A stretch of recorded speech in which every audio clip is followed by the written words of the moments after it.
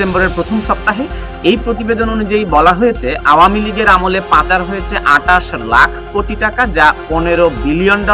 দালালির একটা সীমা আছে। দালাল অর্থনীতিবিদরা যা করে মানুষের কাছে হাস্যকর। বাংলাদেশের মানুষকে ধোঁকা বানানোর চেষ্টা করছেন। আপনি নিজেও এই দুর্নীতির মধ্যে জড়িত রয়েছেন বলে প্রতিবেদনে উল্লেখ করেছেন। উন্নয়নশীল দেশের মধ্যে দুর্নীতি হতে পারে।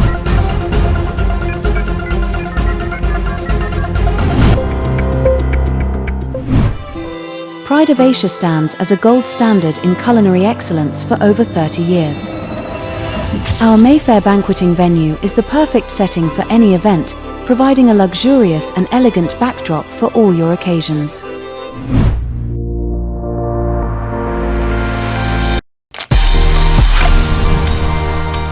IBCO brand selects only the best products for our customers.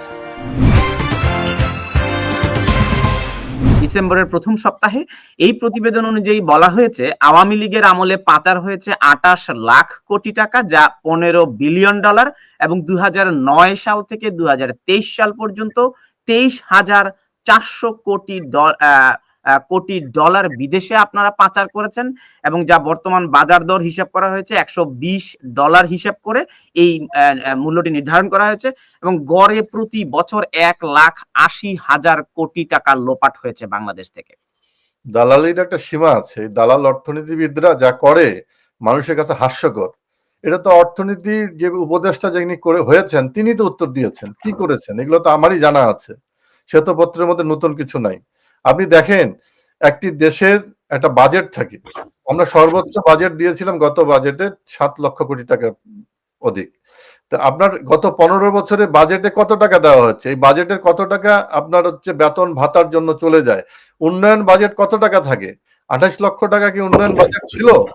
উনি কিরকম একটা আজগবি একটি মানে শ্বেতপত্র বাংলাদেশের মানুষের কাছে ছাড়লেন, এবং কবে আপনি সেটাকে প্রকাশ করলেন? আপনি দেখেন, বাংলাদেশের রাজনীতি সংস্কৃতি যেদিনকে হত্যা করা হয়েছিল ২০০৪ সালের ২১শে আগস্ট গ্রেনেড হামলা করে, যে গ্রেনেড হামলার আসামি তারেক এবং বাবর, যাদেরকে বেকসুর যেদিনকে খালাস দিয়ে দেওয়া হলো ক্ষমতা দিয়ে, আইনকে বৃদ্ধাঙ্গুলকে দিয়ে ছোট করে খাটো করে আইনের মাধ্যমে প্রমাণিত একটি রায়কে সেখানে যেদিনকে খালাস দিয়ে দেওয়া হলো সেদিনকে তিনি শ্বেতপত্র ঘোষণা করলেন। এটা এটা এটা আমরা বুঝি এগুলো কেন করছেন, কি কারণে করছেন, এবং বাংলাদেশের মানুষকে ধোঁকা বানানোর চেষ্টা করছেন।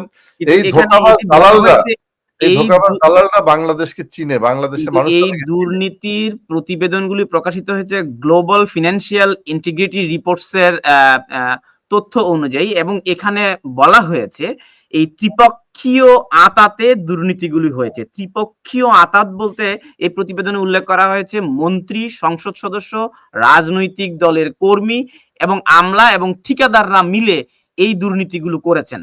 তো আপনিও একজন সংসদ সদস্য এবং দায়িত্বশীল ব্যক্তি, আপনি নিজেও মন্ত্রী এবং সংসদ সদস্য, তো আপনি নিজেও এই দুর্নীতির মধ্যে জড়িত রয়েছেন বলে প্রতিবেদনে উল্লেখ রয়েছে।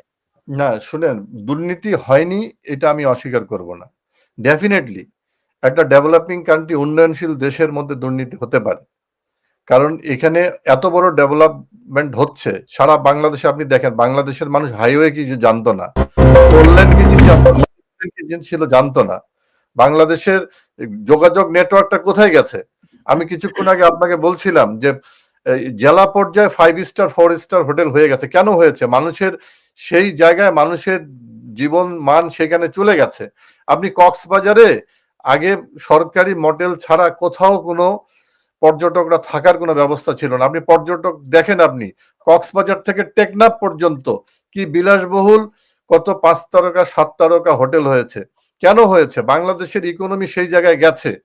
বাংলাদেশের বাজেট হয়েছিল 30,000 কোটি টাকার বাজেট ছিল 2006 সালে। বিএনপির যে বাজেট ছিল সেই বাজেট এখন 7 লক্ষ কোটি টাকা ছাড়িয়ে গেছে। তো এত উন্নয়ন হচ্ছে, সেখানে দুর্নীতি হতে পারে সেটা আমি, কিন্তু যেই ধরনের ভাবে প্রকাশ করা হয়েছে, এটা এই যেইভাবে প্রকাশ করা হয়েছে, এই ধরনের যদি দুর্নীতি হয়ে থাকতো তাহলে তো আপনার ঢাকা চিটাগং রোড হতো না। তাহলে এই ধরনের দুর্নীতি হলে তো আপনার হতো না, দুর্নীতির একটি দুঃখিত আপনাকে থামানোর জন্য, দুর্নীতির একটি বড় খাত ছিল ব্যাংকিং খাত, এবং যে 4টি খাতকে দুর্নীতির প্রধান উপসর্গ ধরা হয়েছে, অর্থাৎ যে 4টি খাতে দুর্নীতি হয়েছে বলে প্রতিবেদনে উল্লেখ করা হয়েছে: ব্যাংকিং খাত, ভৌত অবকাঠামোগত খাত, বিদ্যুৎ এবং জ্বালানি। এবং আমরা দেখেছি যে এই ঋণগুলো যে ব্যাংকিং খাতে দেওয়া হয়েছে, 87% ঋণ গেছে মাত্র একটি ব্যক্তি এবং প্রতিষ্ঠানের কাছে। এটি বাংলাদেশ ব্যাংকের গভর্নর বলছেন। না, এটা দেখেন, এটা বলছেন বাংলাদেশের গভর্নর না, বাংলাদেশের বর্তমান দখলদার সরকার বলছেন। বাংলাদেশের বিদ্যুৎ ছিল কত পার্সেন্ট, আজকে ঘরে ঘরে বিদ্যুৎ চলে গেছে। বিদ্যুৎ সুবিধা কে দিয়েছে? এটা তো আওয়ামী লীগ সরকার, শেখ হাসিনা সরকার দিয়েছে। Pride of Asia stands as a gold standard in culinary excellence for over 30 years. Our Mayfair banqueting venue is the perfect setting for any event, providing a luxurious and elegant backdrop for all your occasions.